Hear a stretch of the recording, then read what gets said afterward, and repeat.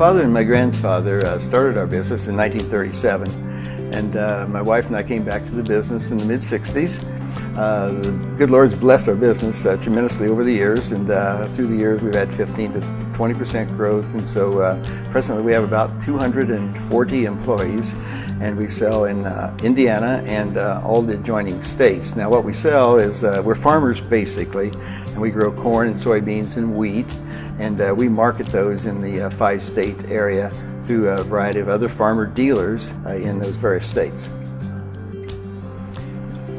I think the philanthropy is somewhat passed down from the generations because my parents were giving people, and so I think you learn this at an early age, and our children are even at least as philanthropic, if not more philanthropic than my wife and I are. I mean, it's just something we all want to do. Being in the social service arena and working with agencies and not-for-profits in Hamilton County since 1980, I can say that people like the Beck family are the backbone of the existence of not-for-profits, because they actually not only do the donations and help through their financial efforts, but they also roll up their sleeves, and you can see them at job sites like with Habitat, building a home and standing with a family and interacting with a family and sharing with a family on a one-on-one basis. And that adds value to that person, to have someone like the Beck family actually communicate with them and talk to them. We became involved with Habitat for Humanity when I believe one of their directors came up and met with the family and was, I guess, interested in sharing with us what Habitat was doing in terms of helping people who were interested in having a home but were needing just a little bit of extra help to do that. And so we became involved and didn't actually know Josefina at the time, but was aware that she was a single mom with some children to take care of, and it seemed like a pretty big task to take on.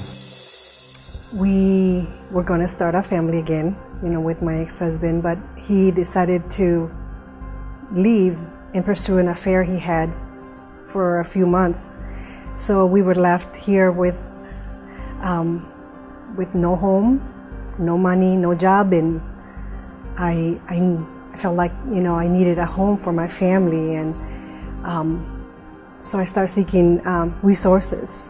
The kids and I were going through a lot of emotions: depression, anger, felt rejected.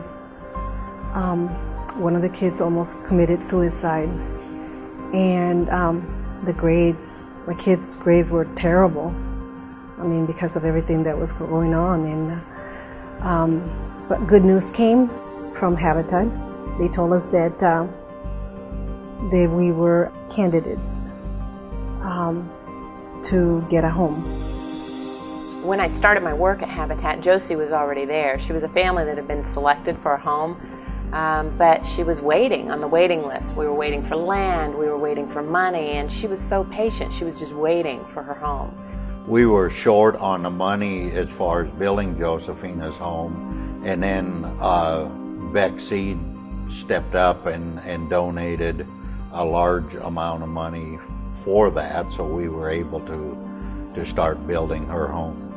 A lot of corporations will put up the money and they'll send a few people out to, to maybe work or something, but for them, for the, Sonny and Scott that they brought in their work trailers, they brought in all their own tools, they come ready to work. The first time I met Mr. Scott Becks was the day they were putting the walls up. They told me that he was the one that donating the big amount of money to the construction of the home. I went up to him and I introduced myself, and I told him, I said, "You don't know what you're doing, but you're changing our lives." The Becks were on site building. I think some of the family members provided lunch one day for a big volunteer group. But I will tell you, the most important thing that they did was when Scott Beck read a verse, stood up on the prayer dedication day, and you got to see him pass that key from his hand to Josie's hand. It was a real neat thing at the end when we went back for the actual, or I went back for the formal dedication, and there was a group of people gathered there in the living room, and were able to give Josefina the keys, and it was very, very satisfying knowing that a lot of people were able to participate, and we were one part of it, but a lot of people participated in making this dream come true for her and her family. When Scott Bax handed me the key, I was overwhelmed with joy, gratefulness, and happiness. I remember holding my kids and hugging each other because we were just so happy, so overwhelmed with joy. And I think this is what philanthropy is all about.